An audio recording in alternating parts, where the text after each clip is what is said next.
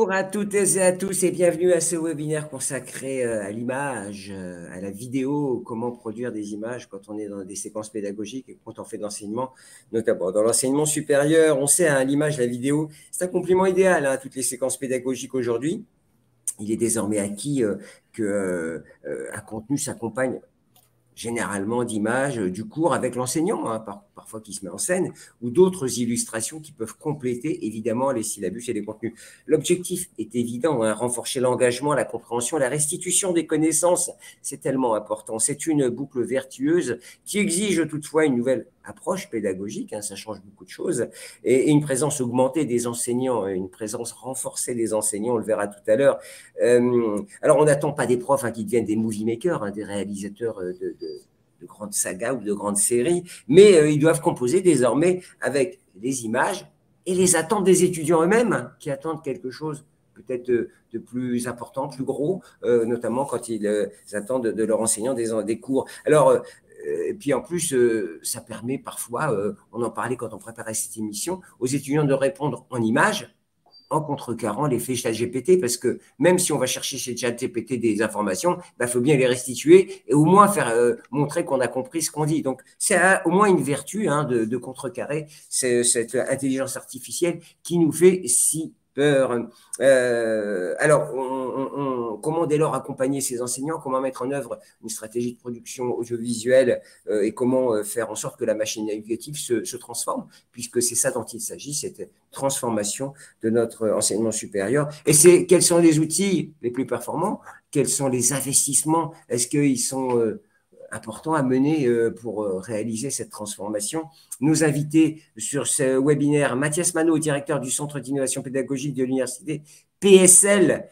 L'enseignant doit rester au cœur du processus, c'est ce qu'il a rappelé Mathias quand on préparait. C'est ça, Mathias, hein? Bonjour, Mathias. Pardon. Bonjour à tous, oui, tout à fait. Vous confirmez? Je confirme que c'est ça que j'ai dit lors de la préparation de la réunion, entre autres. Vous n'avez pas changé en quelques jours. Atem Merzouki, directeur de la pédagogie et de l'innovation de Neoma Business School. On doit réfléchir à la scénarisation. Lui nous dira aussi que c'est un point important dans les grandes écoles de commerce. On y pense beaucoup aussi.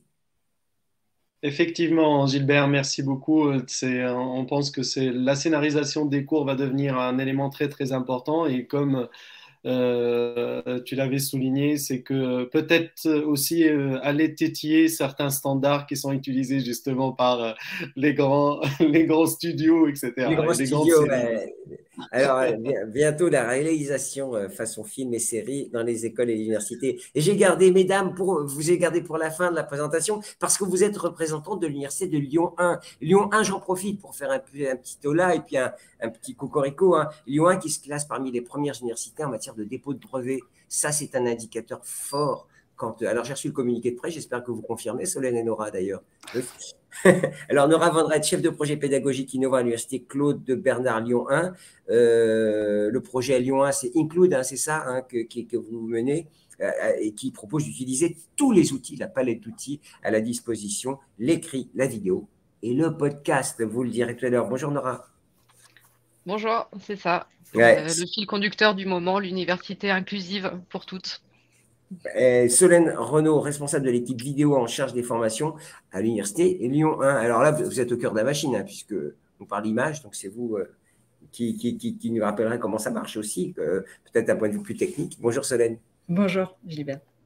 Jean-Marie Cognier, CEO et fondateur d'Ubica, c'est notre partenaire. Merci Jean-Marie de nous accompagner sur cette prise de parole, hein, très intéressante évidemment et qui fait sens aujourd'hui, comme je le disais, en pleine transformation. Jean-Marie, vous n'êtes pas que fondateur ou cofondateur, pardonnez-moi, d'Ubica, vous êtes aussi vice-président de EdTech France. EdTech France, l'activiste en premier lieu quand on parle de transformation numérique et digitale, puisque vous êtes là pour accompagner et les startups, mais aussi notre écosystème d'éducation. D'ailleurs, des plus jeunes vers les plus vieux et même les chercheurs. Bonjour Jean-Marie.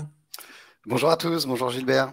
Jean-Marie, j'aimerais commencer avec vous, si vous êtes d'accord, parce que vous avez une vision un peu transversale, hein, de par vos partenaires, de par vos initiatives, vos solutions, et j'aimerais que vous nous rappeliez qu'est-ce qu'a transformé cette approche avec les images, notamment en matière d'engagement. J'en parlais des profs et des enseignants. Donnez-nous quelques chiffres, pour entrer dans le débat, si vous êtes d'accord. Oui, avec plaisir. Alors, Ubicast édite une plateforme vidéo privée souveraine pour que nos clients puissent créer, héberger et diffuser leur contenu audio et vidéo.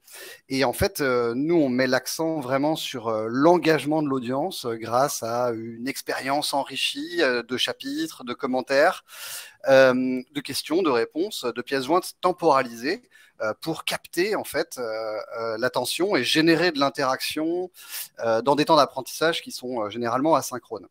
Alors, quand on regarde ce qui se passe chez la plupart de nos clients, la durée moyenne d'un contenu vidéo qui est hébergé sur nos plateformes est de 1 heure, parce qu'en fait, on a des contenus longs, 1h30, 2 heures, des replays de cours magistraux notamment, qui cohabitent avec des capsules vidéo beaucoup plus courtes qui vont durer 10-15 minutes. Donc, temps moyen d'une vidéo, 1 heure.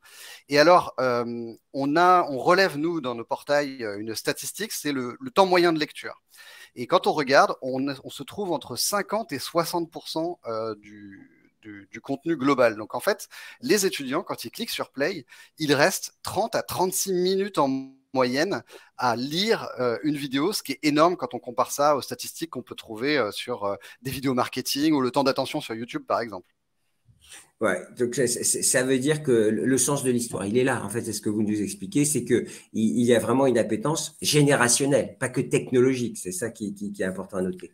Et ils l'utilisent vraiment pour apprendre ce média-là, pour revoir. On a des gros pics avant les partiels de visionnage parce que finalement, ça leur permet de réancrer des choses. Ils relisent leurs notes, il leur manque des choses, ils vont retrouver les contenus sur la plateforme ou au sein du LMS, ou bien ils vont consulter des capsules de cours qu'auront préparées soit les équipes pédagogiques, soit les enseignants directement pour compléter le cours sur des thématiques très précises, quoi. Et ces étudiants-là que vous avez sondés, ils attendent, en fait. C'est-à-dire, est-ce qu'ils exigent, ils attendent, ou seraient même, à contrario, étonnés qu'il n'y ait pas cette offre pédagogique qui soit proposée? Alors ça, c'est super intéressant. On a quelques établissements, pas tous, qui ont fait des études. Et justement, on voit qu'il y a une différence des approches entre les attentes des étudiants et ce que pensent les enseignants. C'est-à-dire que les vidéos sont plébiscitées. En général, on voit qu'on est entre 80 et 90% de besoins de vidéos de la part des étudiants, là où les enseignants disent ils sont à 60 ou 70% à dire que ça va servir à leurs étudiants. Donc il y a 20% qui se baladent en fait. Ouais, il y a un petit delta. Juste, Jean-Marie, un dernier mot, parce que moi, j'aime bien parler de la France et des entreprises. Vous parliez souveraineté modestement, mais ça veut dire que c'est tout simplement une société française. EdTech France, c'est la filière EdTech qui est très active dans la filière éducative. On est plutôt pas mal quand on regarde un peu toutes les innovations qu'on propose aujourd'hui. On est bien, on avait besoin d'EdTech France parce que nous, on a créé Ubicast, c'était en 2007, donc vraiment en avance de phase. On a beaucoup évangélisé. Le nom EdTech a mis du temps à venir, en fait, et on est beaucoup de petites boîtes quand on regarde les 450 membres de l'association, et il fallait qu'on se rassemble pour faire porte-voix et expliquer au monde qu'il y a un savoir-faire en France. Et on voit, il y a 3 piliers dans l'association. Il y a le scolaire, le supérieur et la formation tout au long de la vie. Et on est très bien représenté sur les 450 membres, sur chacun de ces 3 verticaux. Et on voit qu'il y a vraiment des sociétés de pointe qui ont des belles choses à montrer, à apporter et à exporter même. Oui, il y a pas mal de levées de fonds d'ailleurs. Pardonnez-moi d'être par les finances, mesdames, messieurs, mais bon, ça fait partie du jeu. C'est-à-dire que c'est aussi comme ça qu'on passe à l'échelle et qu'on peut faire des startups, les transformer en licornes, puisque c'est ce qu'on espère évidemment. Alors, première réaction, premier tour de table. Je vais commencer avec Nora et Solène. Nora, alors. J'imagine que vous ne pouvez pas me dire non, puisque c'est un peu votre cœur de métier, mais pour autant, l'image a vraiment occupe maintenant une place importante dans le contenu que vous proposez en ligne à vos étudiants, Nora. Oui, évidemment, l'image occupe une place importante. L'image et le son, pardon, l'image et le son. Et le son, voilà, au même titre d'autres supports, en fait, les types d'enseignement évoluent. On n'est plus sur de l'enseignement purement présentiel comme c'était le cas il y a quelques années. Et donc, forcément, avec les enseignements hybrides et distanciels, les contenus qu'on va mettre à disposition du coup des enseignants sont plus variés et l'image a une place en effet beaucoup plus importante. Et c'est bien compris par tout le monde? Ou vous évangélisez, vous encore? Non, je pense que c'est bien compris. Après, voilà, tout est la bonne ressource au bon endroit. Enfin, je pense que c'est vraiment ce qui est important et c'est pour ça qu'il ne faut pas faire de la vidéo pour faire de la vidéo et bien garder à l'esprit que ça reste un support d'enseignement, donc une partie du contenu. Et c'est ce qu'on disait sur les échanges et ce que vous avez présenté tout à l'heure en termes d'inclusion. L'idée, c'est qu'il y ait différents supports pour différents types d'apprenants, parce qu'aujourd'hui, on est vraiment dans une volonté de s'adapter à chaque étudiant et à chaque façon d'apprendre. Et donc, du coup, de pouvoir proposer voilà, ces différents supports. La vidéo, évidemment, on sait que ça permet de créer une image mentale qui est peut-être plus importante, qui va renforcer la mémorisation. Mais pour d'autres types d'apprenants, il faudra qu'elle soit accompagnée d'un texte ou d'un audio. Et voilà, l'idée, c'est de pouvoir multiplier les supports. Les niveaux de lecture, évidemment. L'engagement, est-ce que c'est un mot aussi que vous avez en tête quand vous pensez à tout ce que vous proposez? L'engagement des profs, des étudiants, des parties prenantes. L'engagement des étudiants, surtout, oui, c'est quelque chose sur lequel on fait très attention. Nous, à Lyon 1, on expérimente aussi des technologies comme la réalité virtuelle ou les pédagogies immersives, qui sont pour le coup des technologies où l'engagement est vraiment un facteur très, très prenant et qui prouve l'efficacité, en tout cas, de ce type de support. Alors, votre collègue, Solène, Solène, alors vous êtes au cœur de la machine, quand vous êtes responsable d'équipe vidéo, est-ce que vous avez senti une montée en charge, par exemple au niveau de Lyon 1, sur une demande qui émerge? Alors, Jean-Marie le disait, il a commencé il y a longtemps, hein, c'est un dinosaure maintenant dans le milieu des tech, mais en tout cas, ça veut dire qu'aujourd'hui, est-ce qu'il y a une accélération? C'est un peu ça, vous, au jour le jour. Il y a clairement une accélération et une diversification aussi du type de format, en fait. On est vraiment, aujourd'hui, on parle de vidéo, mais vidéo, c'est très large, en fait. On fait de la vidéo manip de TP, on fait du contenu face caméra, on fait des jeux de rôle pour pouvoir simuler des choses, on fait des interviews d'experts. En fait, les formats sont vraiment variés. On fait beaucoup de podcasts. Là, depuis 6 mois, le podcast est vraiment revenu un peu sur le devant du tableau aussi. Donc, il y a une diversification aussi. Diversification. Et comme dit Nora, voilà, ces ressources sont toujours intégrées dans l'enseignement et réfléchies selon un scénario pédagogique qui est co-construit avec les ingénieurs pédagogiques, en fait. Je m'excuse de rentrer dans le jus tout de suite, mais comment vous passez d'un podcast de 3 minutes à une série peut-être de manipulation en médecine ou je sais pas quoi? Comment vous passez de l'un à l'autre? Est-ce que c'est des scénaristes? Est-ce que c'est les experts et votre équipe? Parce que ça aussi, c'est compliqué, parce que on peut tourner des images, c'est le niveau 1. Après, il faut les mettre en musique, si je puis dire. Les enseignants sont les auteurs, en fait, et nous, on est réalisateurs. C'est-à-dire qu'on écrit en images et en son, en fait, la traduction du contenu scientifique qui nous est demandé, en fait. Donc après, parfois, selon certaines activités, typiquement en médecine, la relation patient-praticien, ça peut être plus pertinent de mettre en place des jeux de rôle, de mettre ça en scène pour pouvoir faire réagir les étudiants sur le savoir-être et savoir se positionner. Mais juste, qui décide ça? Alors ça, c'est la réalisatrice ou c'est le prof? C'est plutôt Nora qui coordonne justement les projets. En fait, on a un appel à projet où les enseignants peuvent déposer des projets, un appel à projet pédagogique innovant. Et donc après, c'est réparti. Enfin, c'est Nora qui travaille avec le CFVU justement pour définir, suivant les priorités de l'établissement, du coup, quels sont le temps de jour attribué. On est 4 réalisateurs, en fait, 3 réalisateurs, un technicien au sein du service. Et voilà, c'est comme ça notre travail est réparti, pour pouvoir, suivant tout un tas de critères, le nombre d'étudiants touchés par les vidéos, ça peut être le domaine, ça peut être, enfin voilà, Nora, tu pourras dire un peu. Le choix de la technologie finale, en fait, c'est vraiment un travail d'équipe qu'on fait conjointement, nous tous ensemble et les enseignants. Parce que c'est vrai que les enseignants, le but, c'est qu'ils viennent avec un besoin pédagogique et nous, on va y répondre par de la réalisation. Des fois, ils arrivent avec une idée très précise, je veux tel type de vidéo ou tel type de support. Et en fait, en discutant avec eux, on se rend compte que ce n'est pas le support le plus adapté pour répondre aux besoins. Donc ça, c'est le travail d'ingénierie pédagogique qui se fait en amont. Bien sûr, c'est une fonction conseil et le but, c'est que la ressource soit pertinente. Donc, on travaille ce côté-là pédagogique avant de partir après sur de la réalisation pure. Non, mais là, Nora, vous mettez le doigt sur un côté, c'est pas un truc descendant, c'est ce que vous dites, il y a un échange qui se fait. Et Mathias, alors vous avez entendu ce que disait, c'était Solène, hein, le réalisateur, c'est l'enseignant. Alors, quand je vous présentais Mathias, je vous disais, l'enseignant doit rester au cœur du processus, y compris du processus créatif, visiblement. Qu'est-ce que ça vous inspire, ce qui a été dit?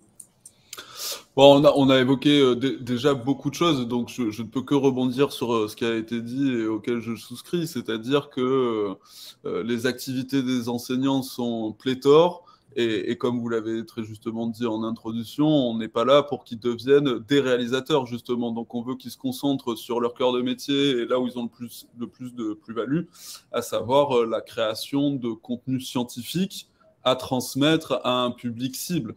Et donc, une fois qu'on a cet objet-là, je vais dire, c'est l'intervention des ingénieurs pédagogiques et des équipes réalisation multimédia que de les accompagner dans la production de l'activité pédagogique, qu'elle soit podcasts, vidéos, je sais pas moi, un Geniali pour citer une autre EdTech, je sais pas si elle est française, mais peu importe.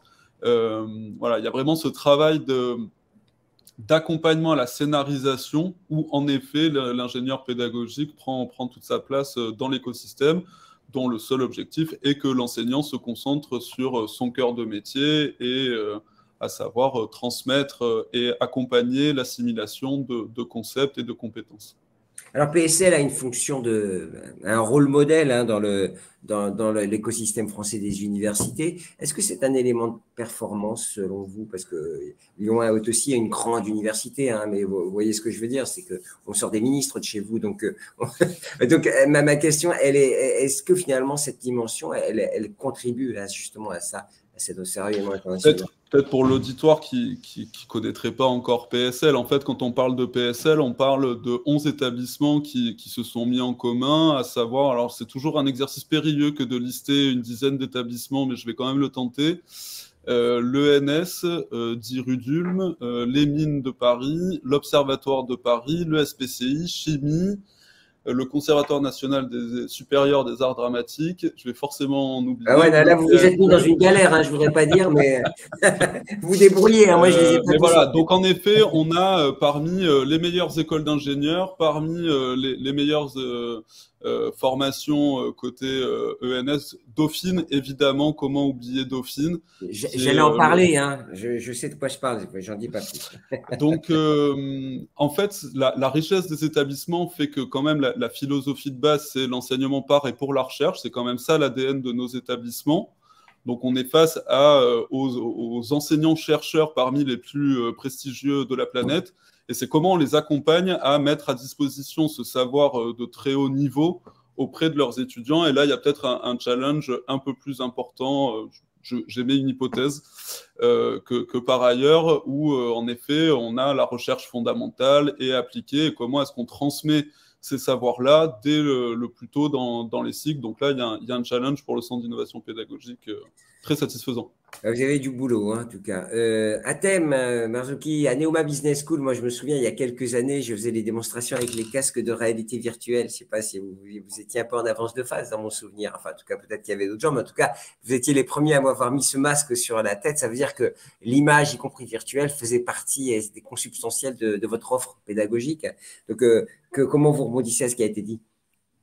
Je vais essayer de rebondir parce qu'en fait, tous mes collègues, ils ont quasiment fait le tour de la question. L'idée, c'est toujours de trouver quelles sont les modalités les plus adaptées aux objectifs pédagogiques et à la stratégie d'enseignement mise en place par le professeur. Et à un certain moment aussi, il fallait composer avec... Ah, on vous perd à thème. Ça a enregistré des vidéos. Donc, on est en train de perdre Atem. Ah bah oui, ouais, il s'est lancé sur la réalité virtuelle. Pour autant, ça n'empêche pas que la bande passante. Jean-Marie, un petit mot de commentaire sur tout ce qui a été dit, parce que vous avez quand même vu, on est rentré directement dans le sujet. On a même déjà des questions hein, pour vous. Jean-Marie, alors votre réaction à tout cela? On voit bien il faut adapter entre l'offre technologique, les attentes générationnelles et ce que veut le prof, en fait. Hein, ça reste la matrice. Hein.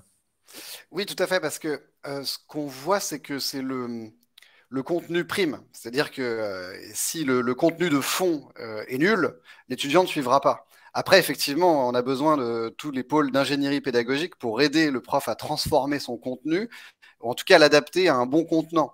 Et donc, quand on a le contenu et le contenant, là, on a des étudiants contents qui apprennent mieux, qui ancrent mieux leurs connaissances.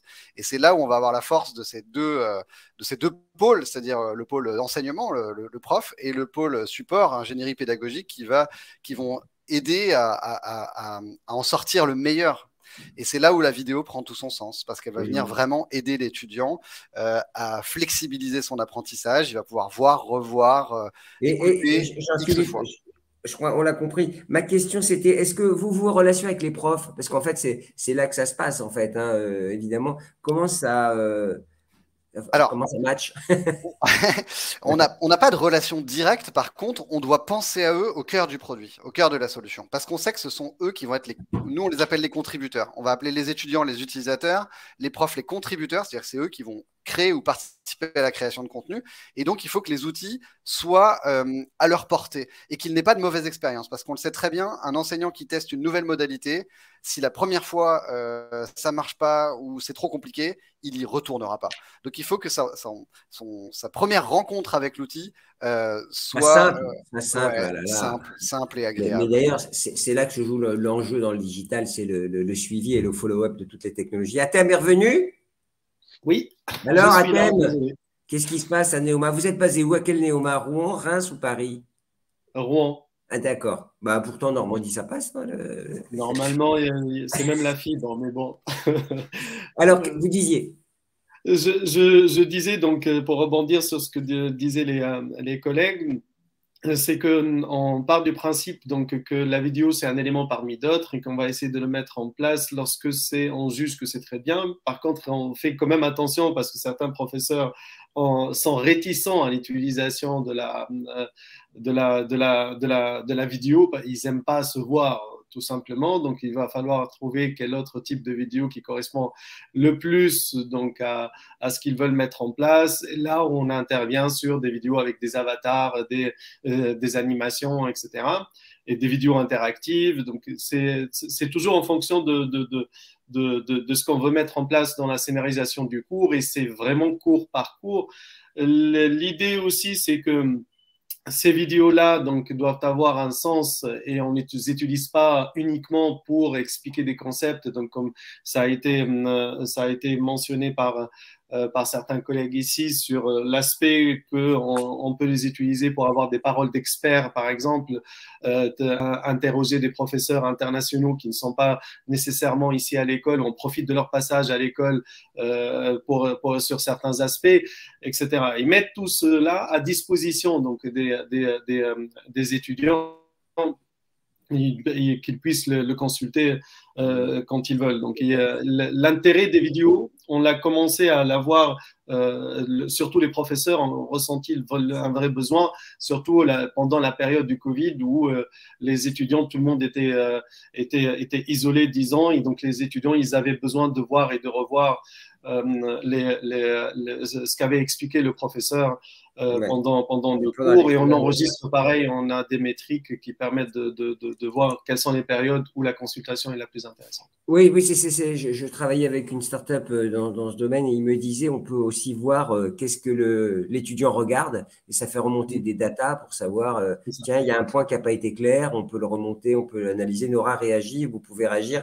Mathias, je voulais vous faire réagir sur, vous m'aviez dit quand on préparait, le temps des profs est précieux. C'est très important d'avoir ça en tête quand on se lance dans une grande stratégie de multimédia, y compris pour les cours. Et ça, si on ne l'a pas en tête, on peut dériver rapidement, je pense. Je pense que comme dans d'autres domaines, on peut penser à l'hôpital, on est dans un monde sous tension. Et l'enseignant dans notre établissement, c'est le pilier fondamental de l'offre de services que propose un établissement d'enseignement supérieur. Personnellement, et la mission du centre, c'est d'améliorer les conditions d'apprentissage de l'étudiant. Or, c'est bien l'enseignant qui est au premier plan avec les étudiants. Donc, si l'enseignant n'est pas dans de bonnes conditions pour pouvoir faire ce travail-là, forcément, ça peut avoir un impact sur nos étudiants. Donc, c'est vrai que l'un des objectifs du centre, c'est bien que, comme je le disais tout à l'heure, que les enseignants se concentrent sur vraiment ce qui… Est-ce que quand même leur travail a changé selon vous? Ah, ça, j'en suis intimement convaincu. J'en profite pour rebondir sur une des questions. Est-ce que la vidéo est valable dans toutes les disciplines? J'en suis aussi intimement convaincu. Alors, c'est peut-être une question de niveau, par contre, qui va se poser.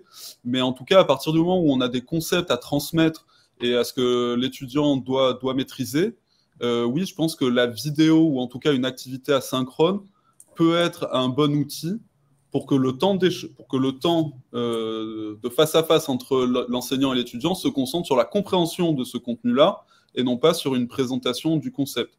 Alors, la présentation du concept va aider, mais c'est vrai que je me pose beaucoup de questions, pour rester politiquement correct, sur l'usage et l'intérêt des amphis à plusieurs centaines de personnes. Alors, on peut citer les cas extrême des universités en amphithéâtre avec l'enseignant dans un seul amphi et 2-3 autres amphis pleins, bon, ou pas, parce qu'en fait, tout ça est capté, donc les étudiants sont ailleurs et de toute façon, ils ne peuvent pas interagir avec l'enseignant. Donc, quand on n'a pas ce genre de problématique comme c'est le cas chez nous, comment est-ce qu'on veut que l'enseignant concentre son temps de face à face avec l'étudiant? Il me semble que c'est à l'accompagner plus avec un rôle de mentor qu'avec un modèle qui me semble un peu dépassé c'est l'enseignant qui est entre la connaissance et l'étudiant. Et top-down, avec un message descendant systématiquement. Nora, alors j'imagine que vous accompagnez, mais quel est votre regard aussi, parce que vous êtes au cœur de la machine également, hein, et ce prof, vous le voyez, les profs, hein, parce que vous en avez beaucoup chez vous, c'est lui qui est la matrice et la pierre angulaire de tout ça, justement. Ouais, je voulais rebondir du coup à ce que disait Mathias, et puis par rapport aux questions qu'il y a eu du coup sur le chat de quel format pour quel type de matière. Donc en effet, moi, je suis tout à fait d'accord que la vidéo peut s'inscrire dans tous les types d'enseignement, en tout cas dans tous les domaines, toutes les disciplines. Et après, justement, c'est cette idée de trouver le bon type de vidéo, si on reste sur le support vidéo par rapport aux besoins. Il y avait des questions qui cherchaient des exemples un petit peu plus concrets. Si l'objectif, c'est de montrer une manip de TP qui, par exemple, peut être très longue dans le temps et de pouvoir arriver facilement au résultat, on va faire une vidéo de manip avec un plan très serré d'une dissection ou d'une machine et voilà, avec un petit peu de motion design pour arriver au résultat. Si l'objectif, c'est de préparer des étudiants à une séance de TP, on va plutôt partir sur de la vidéo 360 où ils vont pouvoir s'immerger dans la pièce. Nous, c'est des supports qu'on fait de plus en plus et qui ont une vraie pertinence. Où, du coup, c'est sous forme de vidéo, on peut se balader, on peut prendre connaissance des machines, des utilisations. Et après, la vidéo interactive, c'était dans les questions, ça va être, comme disait Solène tout à l'heure, plus sur de la mise en scène. Si on veut emmener l'étudiant à une réflexion, donc dans le domaine de la santé, par exemple, on a pas mal de vidéos sur les relations médecin-patient, où du coup, on va poser des cas, c'est vraiment de l'étude de cas, et dans le but de faire réfléchir l'étudiant. Il va pouvoir choisir en tout cas ses scènes. Et après, les vidéos interactives peuvent aussi maintenant, avec leur intégration dans les LMS plus facilement, être utilisées pour de l'évaluation sommative pour justement vérifier un petit peu les acquis de l'étudiant. Solène, quand vous êtes avec le prof, parce que vous êtes derrière la caméra, vous lui dites non, on la refait parce que c'est vraiment pas bien, ou il faut être assez directif maintenant avec… Alors, on essaie d'être diplomate quand même. Alors, on est peu sur moi, je suis peu finalement sur la production de vidéos contenu face caméra. Ça, finalement, ça fait 5 ans maintenant qu'on a monté des studios vidéo où on est un peu sur le principe du vidéomaton, où en autonomie, l'enseignant, il vient et en fait, il peut produire des vidéos en autonomie s'il veut vraiment Il appuie sur un bouton ou c'est très simple? Exactement. C'est le principe du gros bouton. On fait rec, à la fin, on fait stop et puis la vidéo, elle est faite. Ça fait 2 boutons alors, deux interventions. Au même endroit, comme ça fait qu'un seul. Moi, la valeur ajoutée de notre service, quand on fait appel aux vidéastes professionnels, on est vraiment plus sur quelque chose qui est écrit, scénarisé, mis en scène en fait. Justement sur des jeux de rôle étudiants, des interviews d'experts, sur des choses où il y a un peu plus d'écriture et de réalisation audiovisuelle. Et du coup, à ce moment-là, on est plus dans l'écriture. On est plus dans une réalisation avec une forme d'écriture. Donc, on choisit du court-métrage. Ça peut être, on pioche dans la boîte à outils. Hein. Ça peut être du son sous forme d'interview. Ça peut être D'accord. Donc, il faut avoir cette notion écriture et réalisation. Voilà. Et à ce moment-là, voilà. L'enseignant, il est vraiment auteur. Après, le principe du vidéomaton, justement, où on produit en série de la vidéo contenu face caméra, ça a vraiment son utilité. Et je pense que c'est vraiment… nous, on a développé ces studios où les enseignants peuvent réserver en autonomie. Ils ont directement la réservation, le calendrier du studio. Ils réservent, ils viennent, ils font leur enregistrement, ils repartent, en fait. Ça marche bien parce que ça répond à un besoin de zéro technique et de production vidéo. Après, s'il y a vraiment une volonté d'aller un peu plus loin dans l'écriture, quelque chose de pérenne, quelque chose qui touche plus d'étudiants, si on est sur des problématiques de ce type-là, et moins de la vidéo un peu jetable qu'on peut refaire tous les ans facilement, et du coup, on fait plutôt appel à nous. Ouais, d'accord. Donc, on drive les enseignants, on coécrit avec eux. Eux, ils écrivent le contenu qu'ils veulent passer, mais nous, l'écriture audiovisuelle, c'est nous qui la faisons. Et vous n'êtes pas des spécialistes de médecine, d'économie, de droit, vous n'avez pas toutes les casquettes. Hein. Exactement. Et puis, on est différents, ce ne serait pas possible. À thème, chez Neoma, je sais que vous avez beaucoup investi sur le champ de l'image et de l'interactivité. Est-ce que vos professeurs sont évalués? Je sais que dans les grandes écoles de commerce, on a le sens de l'évaluation et de la récompense d'ailleurs. Mais est-ce qu'ils sont évalués avec leur capacité et leur engagement dans ce domaine? Oui, bien sûr. Donc, on les forme déjà dans un premier temps et ensuite, en fonction de ce qu'on leur demande donc de faire ou de produire et en fonction des différents projets, on a l'évaluation des cours et donc ça se traduit directement donc à la fin des cours par une évaluation de la qualité, que ce soit du contenu, du matériel qui est mis à disposition des étudiants. Et en fonction de ça, nous, derrière, on récupère ces données-là et on va discuter avec le professeur qu'est-ce qu'on peut faire pour améliorer. Et à la date d'aujourd'hui, il y a même des phénomènes qui ont lieu, c'est que les étudiants, ils peuvent venir vous dire tel professeur, il a utilisé telle technique, ou il utilise telle vidéo, il utilise tel outil, ça fonctionne super bien, pourquoi vous ne l'utilisez pas dans votre cours, par exemple? Donc, mais je rebondis sur ce qu'avait dit Mathias, c'est que ce qu'il faut savoir, c'est que c'est très consommateur de temps pour les professeurs et la vraie réticence, elle vient de là. Principalement. Jean-Marie, je crois que c'est un enjeu, hein, c'est que l'amplitude, pardonnez-moi, l'amplitude horaire, pour faire simple, pour réduire ça à simplement un plan de charge, a considérablement évolué. La mission s'est élargie, puisqu'on voit bien qu'il faut aussi avoir cette idée de production et cette amplitude. Alors, je rappelle souvent les étudiants, quand ils posent des questions à leurs profs, parce que maintenant, ils ont tous le mail des enseignants, à 1h, à 2h du matin, ils sont étonnés quand on n'a pas répondu dans les 3 heures. Vous voyez ce que je veux dire? Là, en plus, on leur ajoute une couche, c'est qu'il faut qu'ils conçoivent tout ça. Donc ça aussi, c'est aussi un paramètre qu'il faut prendre en compte. Oui, mais le type de vidéo le plus simple, et je crois que ça répond à une des questions qu'on trouve à droite, c'est quand même que, comme le rappelait Solène, hein, l'autocaptation par l'enseignant, qui puisse créer des petites capsules assez rapidement, il a besoin de quoi? Il a besoin de 7-8 diapos qu'il maîtrise parfaitement, sur laquelle il est très intéressant parce que c'est un sujet qu'il connaît, qu'il a l'habitude d'enseigner, et donc finalement, enregistrer qu'un prof s'enregistre en déroulant 7-8 slides, c'est pas censé lui prendre beaucoup de temps parce que les slides, il les a déjà, le contenu, il le maîtrise par cœur, et il est quasiment sur du temps de 1 pour 1. Ça veut dire que pour faire une vidéo de 10-15 minutes, ça va lui prendre 20 minutes parce qu'à la fin, il va découper le début et la fin pour que ce soit propre. Et pour revenir sur la question des interactions, au lieu de répondre à un email à 3h du matin, quand le lecteur vidéo permet aux étudiants de poser leurs questions, il y a des phénomènes assez sympas qu'on observe. Le premier, c'est que c'est de la synchrone, donc il n'attend pas une réponse immédiatement, parce qu'il sait que le prof va pouvoir y venir après, le prof va être averti. Et ce qui est aussi intéressant, c'est qu'on voit que les autres étudiants, très souvent, sont les premiers à répondre. De pair à pair. Exact. En fait, pardonnez-moi, je n'avais pas pensé à cette question, mais en fait, on crée une communauté autour de ces images. C'est ça l'intérêt aussi. Pardonnez-moi, Mathias, Athème, Solène, Nora. Cet enjeu, il est aussi important. Il est moins visible, mais il est important.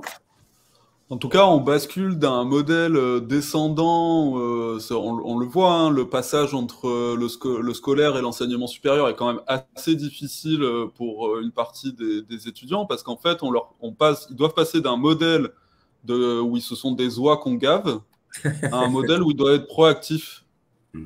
Et donc, en fait, ça s'accompagne aussi. C'est-à-dire que des études en sciences de l'éduc montrent que les étudiants aiment moins l'hybridation des cours qu'un cours standard, je vais dire. Et en fait, la réalité, c'est qu'ils apprennent mieux. Et donc, en fait, ce qu'on est en train de réaliser, je crois que ça a été dit aussi dans le fil de discussion, c'est qu'on passe d'un modèle d'enseignement à un modèle d'apprentissage. Et donc, il faut un peu qu'on change de braquet et qu'on se mette à la place de l'étudiant qui est là pour apprendre, pas que, mais quand même pour ça aussi. Et donc, c'est comment est-ce qu'on les aide, même si sur le papier, ça leur paraît plus dur, parce que sur leur temps libre, et encore, on pourrait discuter de comment on organise le temps des étudiants, ils doivent étudier des ressources autonomes, vidéos, des exercices, etc.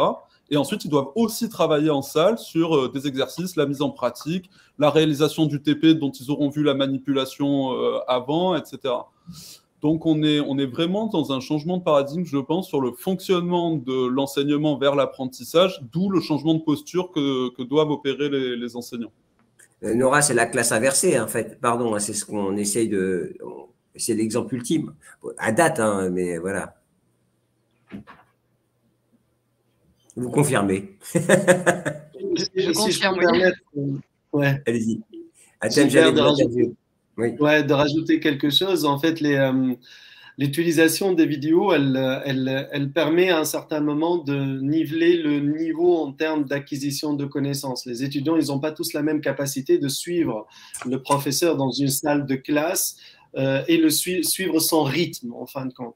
Le fait de mettre des vidéos à disposition permet aux étudiants qu'on appelle des slow learners, par exemple, de vraiment revoir les vidéos, d'apprendre à leur propre rythme, la faire passer 2-3 fois, l'arrêter, refaire le concept, etc. Et pour ceux qui sont très rapides en termes d'apprentissage, donc des fast learners aussi, d'aller beaucoup plus rapidement dans leur apprentissage. Et donc, ça permet, en fin de compte, de préparer, si on veut, des classes inversées et que la séance d'après soit beaucoup plus riche parce que les étudiants, ils sont bien préparés. Pardon, Nora. Oui, Solène, quelqu'un va rajouter un mot ou je passe à ma question suivante, si vous êtes d'accord, parce qu'il y a un point clé, hein, et Jean-Marie ne sera d'accord avec moi, mais Mathias, Solène, Nora et Atem aussi, tout ça, ça coûte de l'argent. Tout ça, c'est un investissement. Nora me disait combien de personnes étaient dans son équipe. Mathias me rappelait aussi que c'est un gros service. C'est aussi des compétences nouvelles. C'est aussi une transformation profonde de l'organisation. Nora, est-ce que c'est une vraie… ça percute un peu la stratégie de l'établissement, évidemment, cette nouvelle approche. Ouais, après, je pense pas que le support vidéo soit plus coûteux du coup que d'autres supports. Enfin,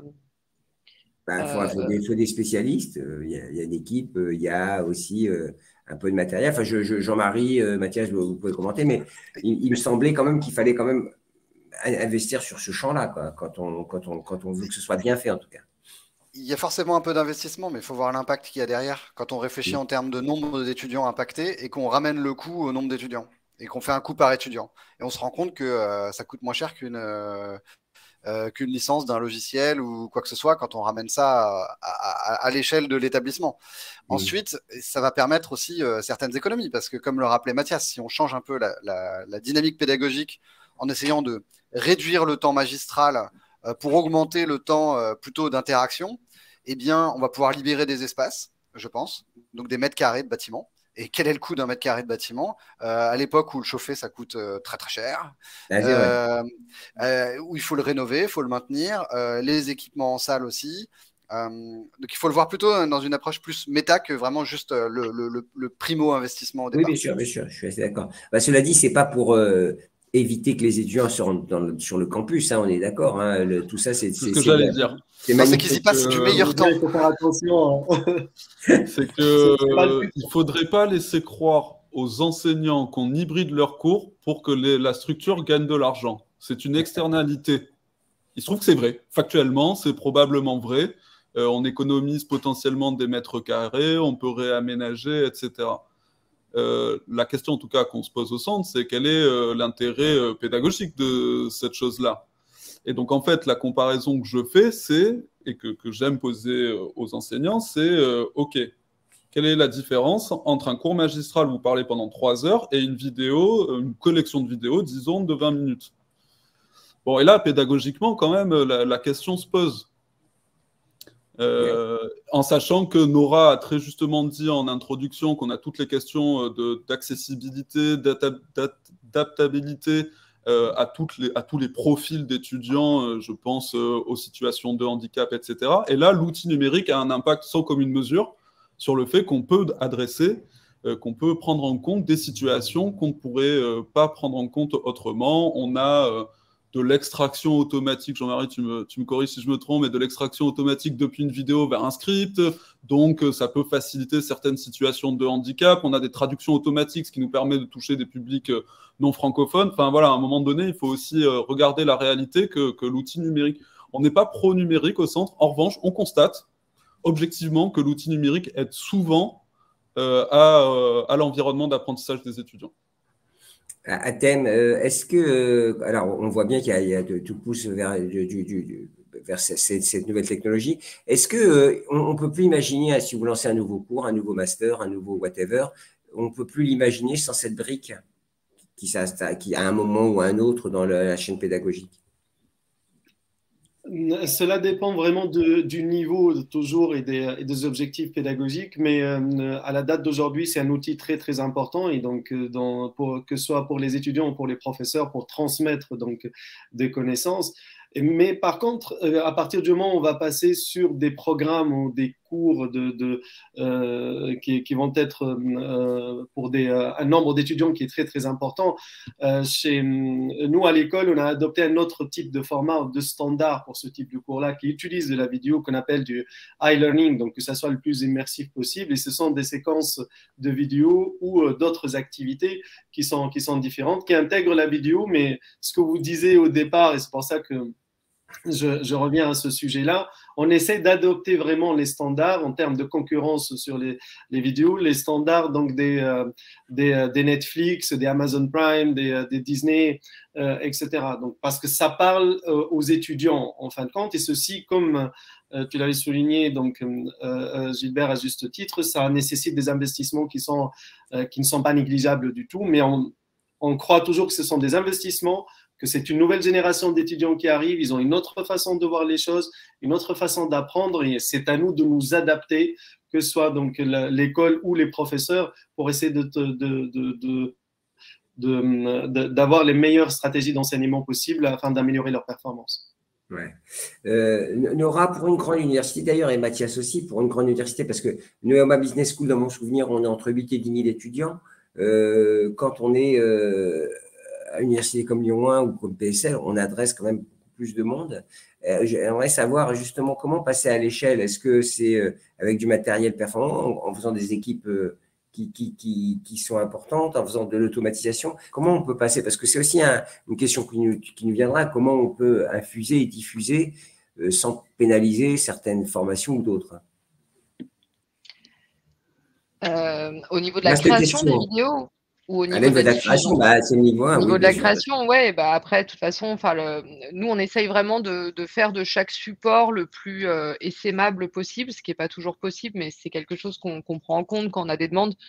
C'est sûr de ne pas passer 4 mois de développement sur un support, que ce soit vidéo ou autre chose, mais qui va toucher qu'une vingtaine d'étudiants d'un master très spécifique. On va plutôt mettre la priorité sur des supports un petit peu plus larges qui peuvent toucher le plus d'étudiants possible. En effet, nous, Lyon 1, on n'est pas loin de 50 000 étudiants.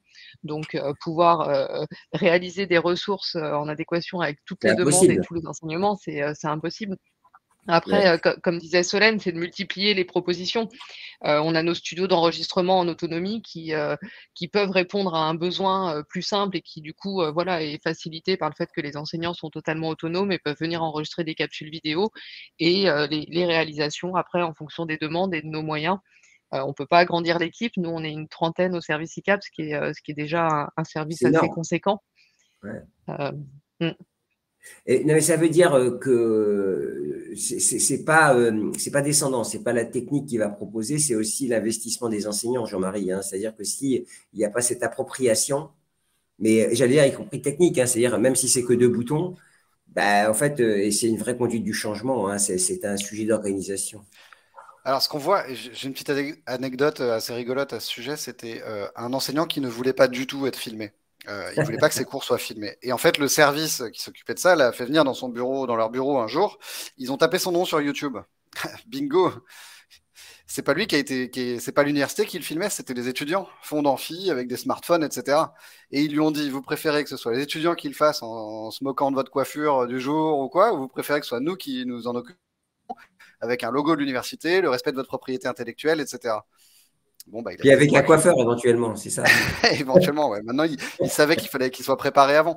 Non, mais ce que je veux dire, c'est que il faut réussir à les convaincre, mais une fois quand ils comprennent les usages de leurs étudiants, ils sont automatiquement convaincus. Nora, il y a un effet générationnel avec je rebondis juste sur l'anecdote de Jean-Marie. Nous, on a eu une anecdote similaire, là, justement, il n'y a pas longtemps, un projet que Solène a mené pour les étudiants kinés, où du coup, c'est un kiné qui leur montre des gestes précis et qui se rendait compte en fait que les étudiants, du coup, filmaient parce qu'ils sont trop nombreux pour pouvoir être tous bien positionnés sur le geste et voir précisément. Et donc, ça posait un vrai problème, et pour lui, le fait d'être filmé et le fait que les vidéos qui ressortaient, en plus, n'étaient pas forcément pertinentes. Et on en a fait un projet, du coup, très bien, où on a été voilà, faire de la vraie captation de gestes et qui, pour le coup, est hyper pertinent pour l'ensemble de la promo. Et Voilà, pour le je coup, je pense rebondis. elle devait être sur YouTube, et donc ça veut dire entremêlée de pubs pour Maltesers et M&M's, avec une fuite de la propriété intellectuelle de l'enseignant. Donc là, c'est tout ce qu'il faut pas faire, quoi.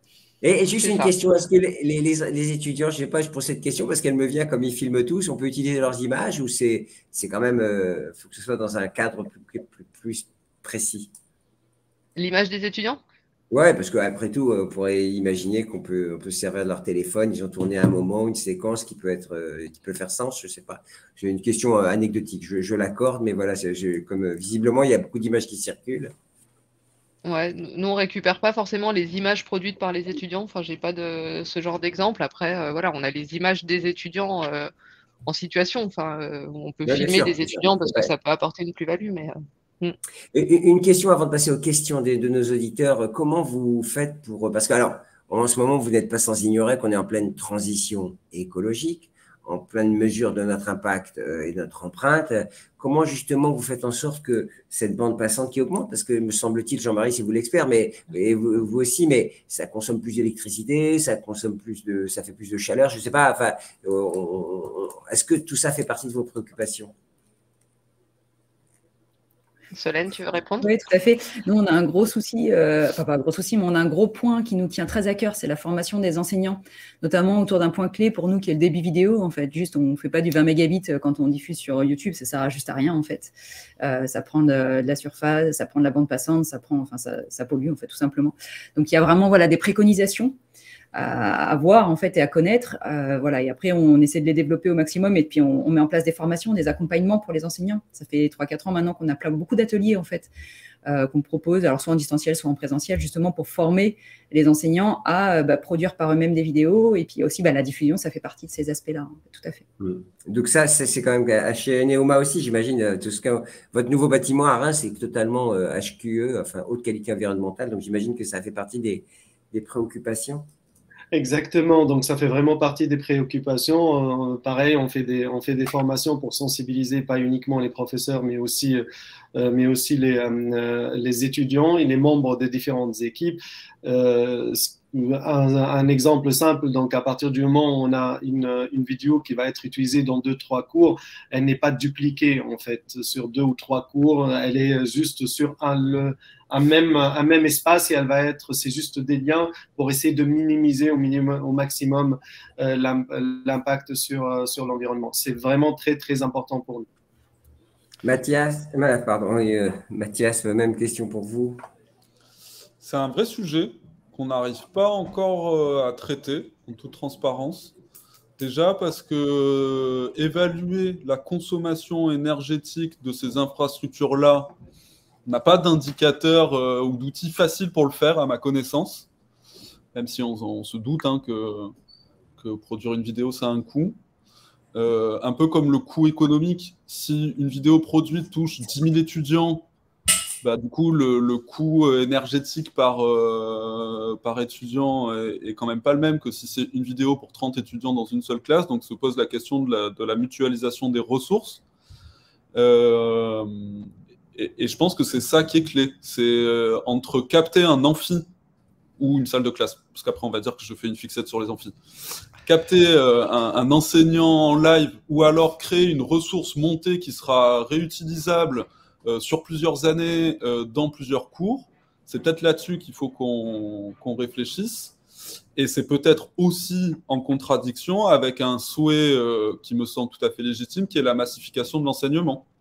C'est-à-dire qu'à partir du moment où on doit former des centaines de milliers de personnes, est-ce qu'on peut le faire sans outils numériques? J'ai un doute.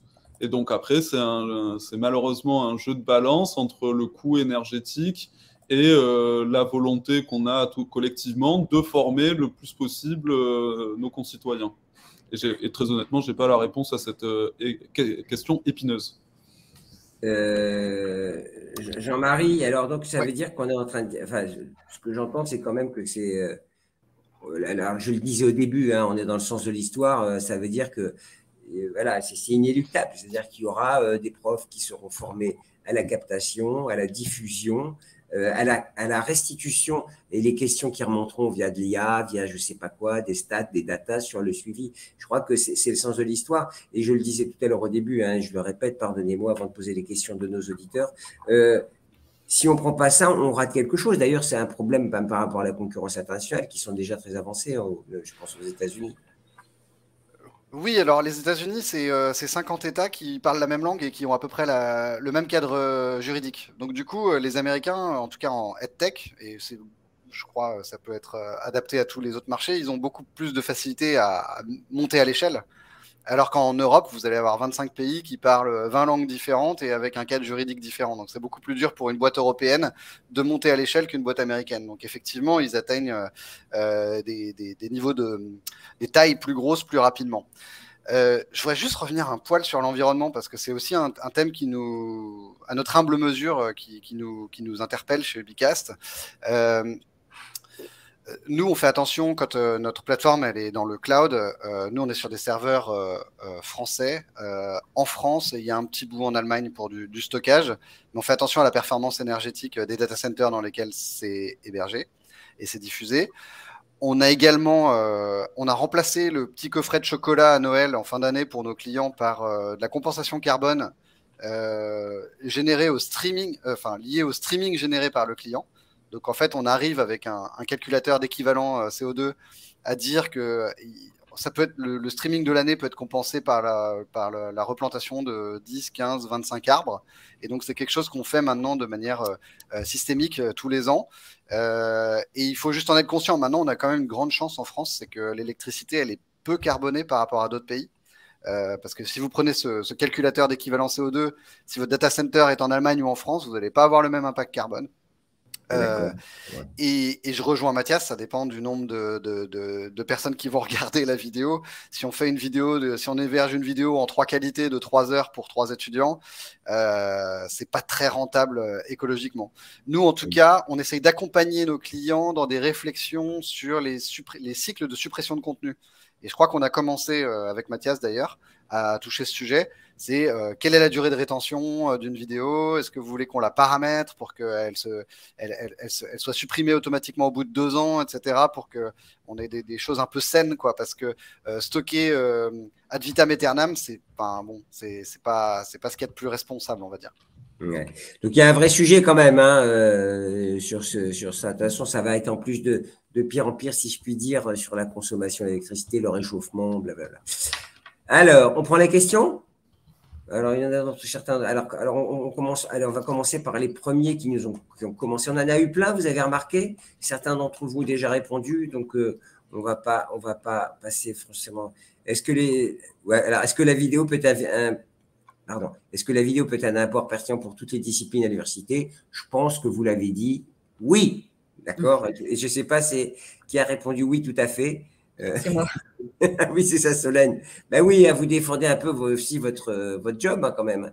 Alors, Mathias a fait un reminder sur les participants, les établissements de PSL. Mais il ne faut pas faut pas aller dans ces galères, Mathias. Un conseil de journaliste, une conférence, quand on veut citer tout le monde, on oublie au moins un.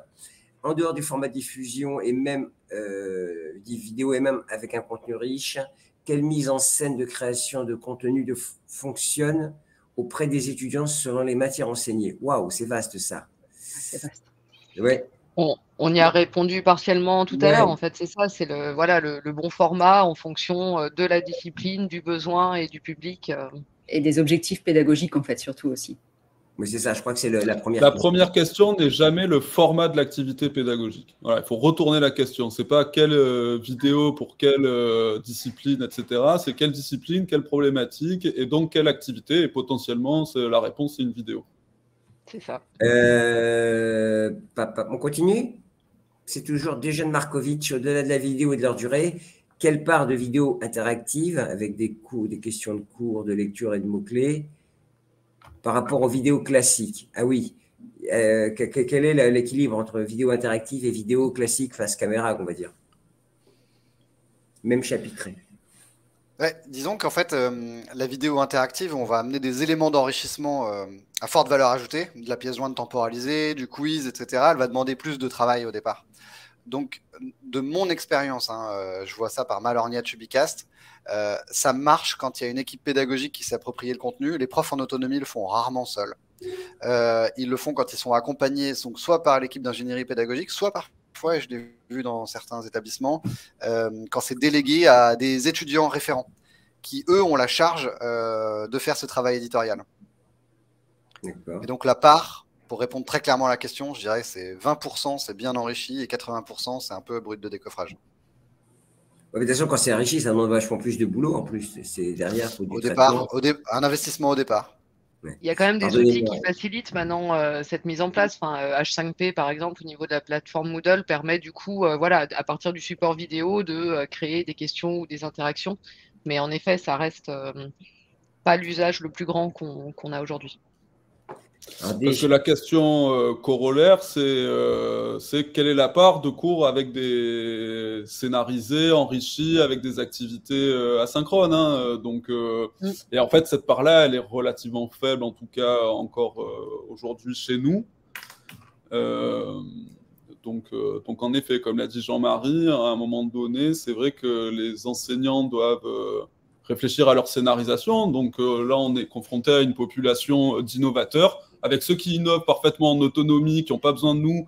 J'ai vu une question sur quel outil on pourrait recommander. En fait, les enseignants qui sont en capacité de le faire ont déjà la réponse à la question. Ils vont chercher tout seuls, ils ont besoin de personne. Et ensuite, il y a une part importante qu'il faut accompagner. Et ça, en effet, au regard de la taille de nos équipes respectives, ce n'est pas massif. On accompagne une dizaine, une vingtaine, une trentaine de projets par an sur, je vous laisse imaginer, le nombre de cours et donc d'enseignants qu'on a dans l'ensemble des établissements. Ok, on passe du paradigme d'enseignement à celui d'apprentissage. Olivier Salsac nous précise, ça a été dit, hein, je crois, par quelqu'un d'entre vous. Honorine, quel conseil pour une vidéo qui ne soit pas trop longue? Quel conseil? Solène, vous avez dit quoi comme conseil? Je ne l'ai pas qui s'affiche. Je crois que je n'ai pas réussi à lui répondre. Mais en fait, mais les conseils, ce serait de granulariser, en fait. Donc, de découper en plusieurs petites vidéos et intercaler d'activités et de présentations, en fait. On appelle ça la granularisation. Avec un petit habillage, avec un habillage sympa. Avec un habillage sympa et une petite mise en scène. Non, mais même surtout le fait de découper le scénario pédagogique en fonction de plusieurs vidéos de 10 à 15 minutes maximum et de prévoir du lien entre elles aussi. Vidéo introductive, parce que la vidéo, on parle beaucoup là de vidéo de contenu, hein, mais la vidéo, ça peut aussi servir de lien social. Hein. Juste passer des consignes en vidéo, juste voilà, faire un récap à la fin. Enfin voilà, on n'est pas que dans la transmission de contenu, et ça, on l'a bien vu pendant le confinement aussi. Le côté lien social de la vidéo, ça a été. Moi, j'ai une enseignante qui disait en fait, je perds pas de temps pendant mon amphi. Je passe pas mes consignes pendant l'amphi. En fait, je leur dis allez voir la vidéo pour la préparation du TP qui vous expliquera et récapitulera. Donc au moins, elle est sûre que tout le monde a bien compris et comme ça, l'information est donnée pour tous les étudiants et de la même façon. Solène, c'est pour ça que je suis là aussi, c'est pour faire du lien. Vous avez vu? Parce que évidemment, moi, je ne réponds pas à la question posée du webinaire. Je suis là pour faire l'animation. Comment stockez-vous et diffusez-vous les supports vidéo? Pardon, je voulais juste faire un complément sur cette question, parce que là, pour le coup, la recherche en sciences cognitives nous donne des informations, des éléments de réponse. Et en fait, à partir de 6 minutes, le cerveau commence à décrocher. Donc, on sait déjà qu'au-delà d'un contenu au-delà de 6 minutes, donc Jean-Marie évoquait, je crois, une trentaine de minutes sur 1 heure. Bravo à ces étudiants-là d'avoir tenu tout ce temps-là. La réalité, c'est qu'on ne sait pas s'ils restent 30 minutes devant leur écran au demeurant. Donc voilà, le plus court est le mieux. Et un concept par vidéo, quoi. On rejoint le concept de granularisation. Vu les volumes de vues, on a quand même un certain nombre d'indicateurs. Effectivement, il y en a certainement qui vont jouer à la PlayStation pendant que le cours tourne en streaming. Mais tu as des lecteurs vidéo modernes comme le nôtre qui permettent d'augmenter ou de réduire la vitesse de lecture. Et c'est vrai que finalement, une vidéo de 15 minutes, ils peuvent l'avoir en 7. Et on voit que ce bouton est très apprécié. De la part de nos étudiants, c'est énormément utilisé, ouais, clairement. Ouais. On accélère. On continue, mais c'est un succès total, hein, ce webinaire. J'ai jamais eu autant de questions. Alors, parfois, je suis capable de répondre, mais là, autant vous dire que je n'apporterai pas de réponse personnellement, de peur de dire une bêtise. Alors, je l'ai dit, je crois comprendre que vous êtes dans une posture de réduction du temps magistral. Cette posture est-elle compatible avec ce que prônent les tenants de la pédagogie explicite? Du coup, j'ai répondu à l'écrit en allant chercher. Je ne connaissais pas cette pédagogie-là et j'ai pris la première définition, donc j'espère qu'elle est correcte, à savoir l'enseignement explicite est un enseignement direct et structuré, fortement guidé par l'enseignant. Le mot-clé, c'est guidé. Et en fait, quand je parle de magistral, ce que je mets derrière, c'est un grand effectif d'étudiants avec une pédagogie plutôt descendante. Donc, je ne crois pas être en opposition avec ce que prône la pédagogie explicite, à savoir plutôt du mentorat et être très proche de ses étudiants individuellement. Ok, donc on continue. A-t-on une idée de la part des enseignants qui adoptent l'hybridation dans leurs cours, réellement scénarisée? Est-ce qu'il y en a 1 sur 2, 100%? Est-ce que c'est 30%? Il y a des early adopters, comme on dit, j'imagine, dans certaines écoles, et puis il y a des gens qui suivent, ça va être comme ça. Et je pense qu'il y a des contraintes aussi. Alors, j'ai pas du tout les chiffres, hein. J'ai aucune idée de la part de l'enseignement hybride à Lyon 1, en tout cas. Mais je sais que nous, on accompagne aussi des équipes pédagogiques qui doivent hybrider par contrainte de maquettes ou voilà, de certaines UE qui doivent se faire à distance ou de réduction du nombre de cours. Qui se retrouvent avec un nombre de cours réduit et qui du coup vont hybrider une partie, souvent la partie un peu plus théorique, justement pour pouvoir garder leurs heures de cours réels de façon plus pertinente et efficace avec leurs étudiants. Question essentielle, moi qui suis sensible aux droits d'auteur, comment gérez-vous la propriété intellectuelle justement? Est-ce que c'est contractuel tout ça? Ça doit. Alors, bon, c'est moi qui progresse, là. Je te laisse la main juste après, Item. Dans les plateformes vidéo Ubicast, nos clients peuvent remonter leur propre politique de RGPD, déjà. Donc, pour qu'elle soit appliquée, puisqu'on est à ce moment-là sous-traitant. Nous-mêmes, en étant français, européens, sur des serveurs en Europe, opérés par une boîte européenne, on est 100% compatible avec le RGPD, on n'est pas soumis au Cloud Act, etc. Maintenant, dans les petits tuyaux, en gros, c'est que si le prof il a sa photo sur son badge de l'établissement, il a déjà signé une autorisation de droit à l'image. Parce que vous avez sa photo. Il est toujours bon de rajouter une petite ligne et surtout de marquer que c'est dans le cadre des cours et que ce sera la diffusion sera restreinte à ses étudiants. Et à partir du moment où on fait ça, en général, on a balisé le terrain.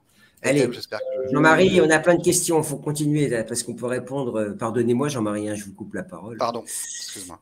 Pour une petite structure, c'est-à-dire une petite école, 1000 étudiants, évidemment, hein, c'est tout petit. Hein. Olivier Salsac, je regarderai de quel établissement il s'agit.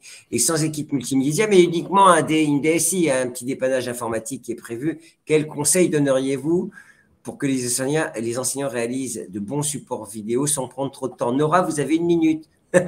Pour répondre à la question. Solène a répondu, ouais, le but c'est de faire simple, parce qu'en effet, sans moyens, sans outils, sans technique, ça sera compliqué de réaliser de grandes vidéos, mais plutôt de les accompagner sur de la production de petits supports vidéo simples, capsules, ou de trouver d'autres solutions pour pouvoir aller plus loin quand il le faut. Pas évident. C'est une école de santé, Olivier, Olivier Salsac, haute école de santé que je ne connaissais pas, mais visiblement, il y a des problématiques. Pour Olivier, sachant qu'il existe, pardon Gilbert, il existe certaines plateformes qui permettent de réaliser des vidéos en totale autonomie aussi, hein, donc avec une très très bonne qualité. Steve, Sanji, plusieurs études parlent de l'effet néfaste d'un long moment passé devant les écrans. Ça, c'est pour les tout petits, pour mon fils, à qui je prends la tablette régulièrement. En plus des écrans de télé, smartphone, si on ajoute la vidéo, en classe, n'y aura-t-il pas des effets néfastes? Alors là, je crois qu'on n'est pas dans ce cadre-là. Je ne sais pas... Ouais, un peu joker sur l'enseignement supérieur, j'ai envie de dire.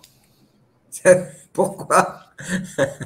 Parce que déjà, je ne suis pas spécialiste du sujet, donc là, il faudrait aller voir les études de développement du cerveau, et je pense qu'en effet, les cerveaux des enfants sont beaucoup plus sensibles à ce genre de questions-là. Sur l'enseignement supérieur, très rapidement, ils atteignent l'âge où le cerveau a fini de se développer et commence à décroître, donc je ne sais pas s'il y a ces enjeux-là. Encore une fois, je pense que le message qu'on passe, c'est que la vidéo n'est pas nécessairement la réponse à la question. Donc, il faut d'abord revenir sur la question pédagogique. Ça peut être un podcast, ça peut être une infographie. Maintenant, une vidéo, ça a aussi son intérêt quand c'est très scénarisé. Ça permet de montrer des schémas et d'animer des schémas complexes.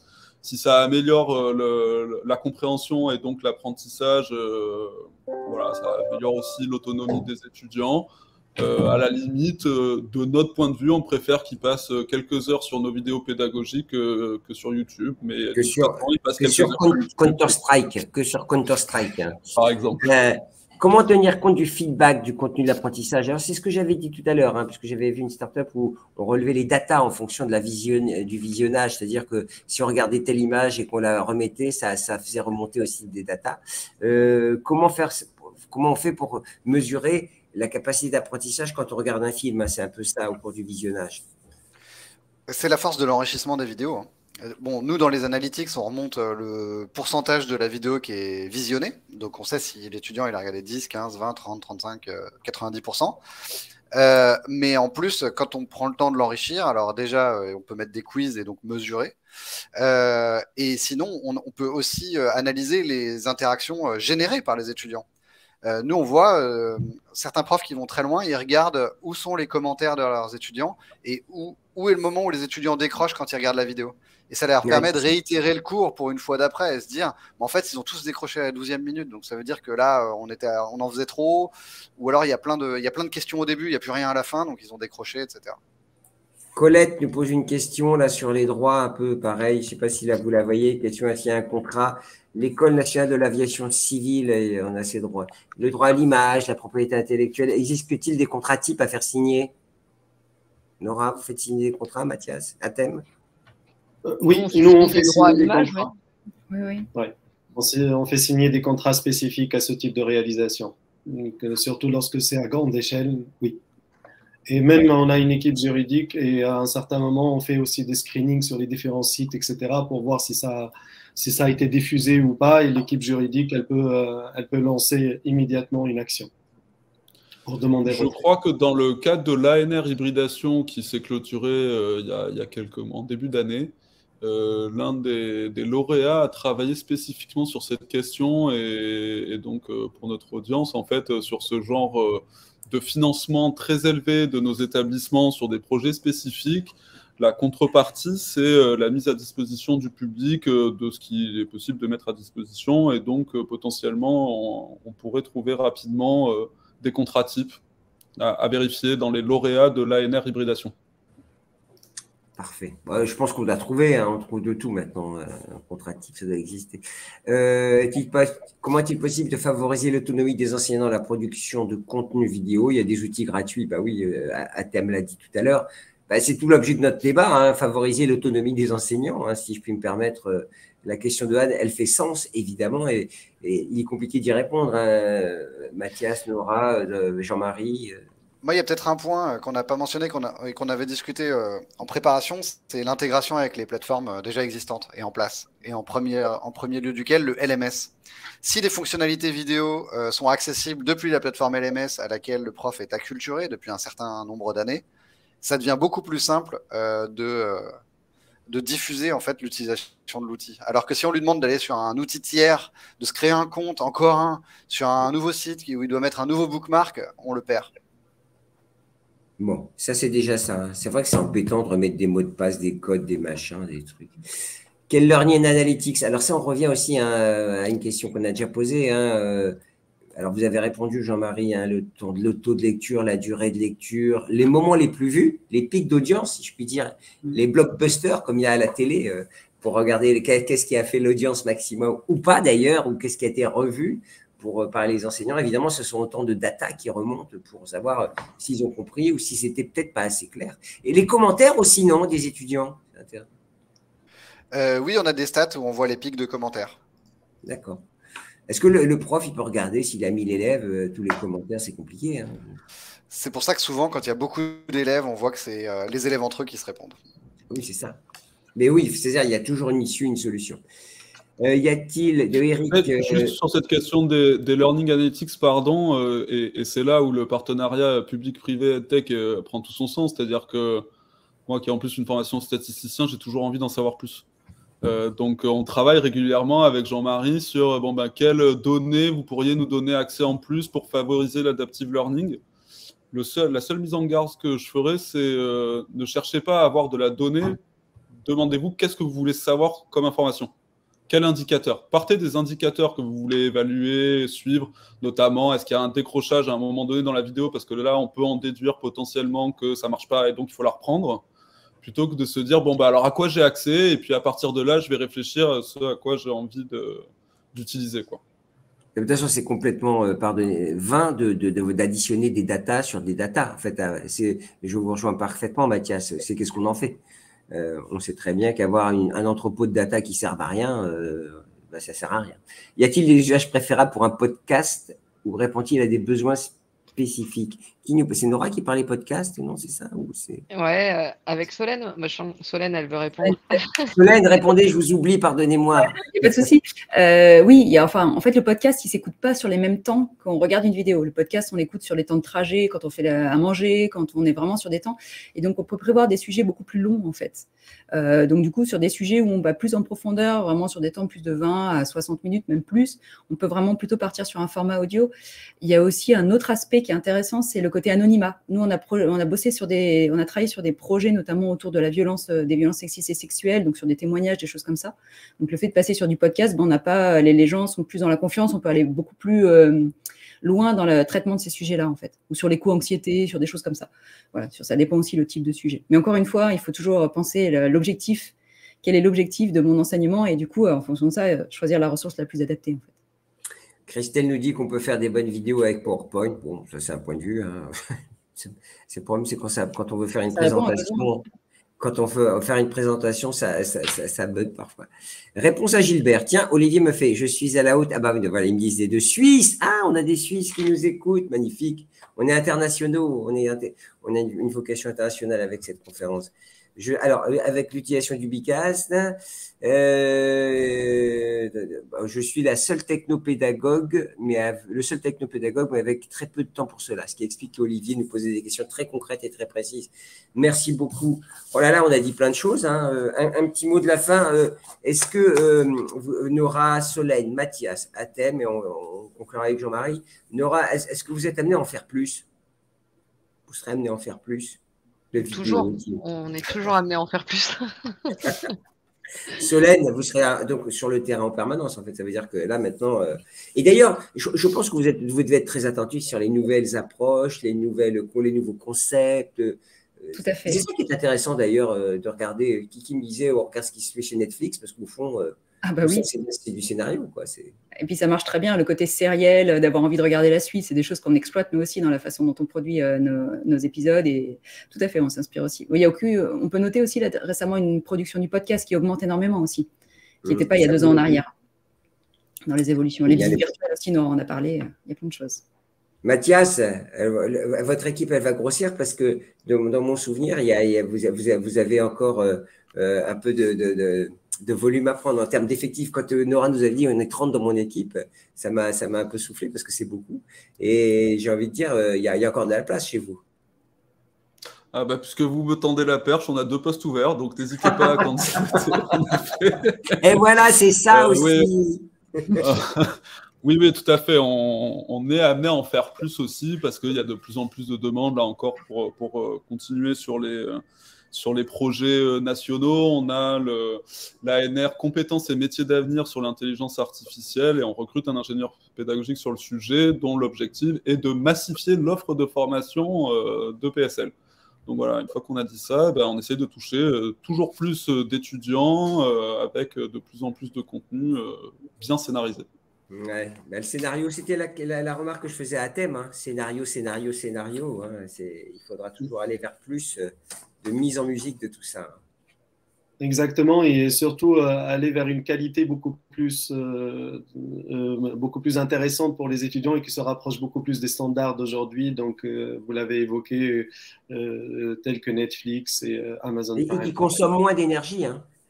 Exactement. Quand on regarde une vidéo, au téléphone. Exactement. Et pour les podcasts, ça devient de plus en plus intéressant d'utiliser pour les raisons évoquées par Solène, mais aussi d'un point de vue cognitif, le fait de se concentrer uniquement sur un sens qui est d'écouter, c'est beaucoup plus intéressant pour certaines personnes et elles sont beaucoup plus concentrées, elles peuvent l'utiliser dans les transports, les voitures, et ça consomme moins en termes d'énergie aussi. Donc, voilà. Jean-Marie, on n'a pas été mauvais, je pense, hein, sur ce webinaire-là. On a dit plein de choses. Bah enfin. non, on est plutôt bon. Merci Gilbert, merci à tous les intervenants. Ouais, le contenu était super riche, plein de questions super intéressantes, c'était top.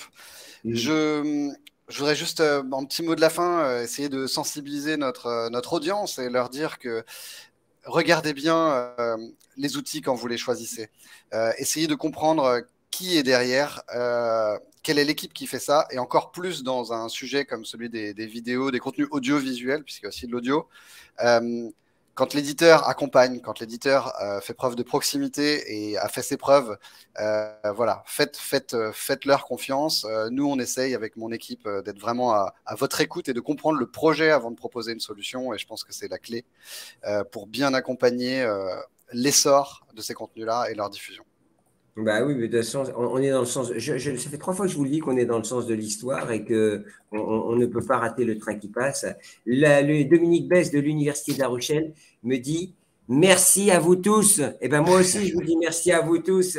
Merci, c'était passionnant. Je pense qu'on pourra refaire un webinaire prochainement pour refaire un point et peut-être sur les nouvelles technologies et les nouvelles approches. Nora, Solène, Mathias, Athème, Jean-Marie, à très bientôt. Merci à tous et bonne fin de journée.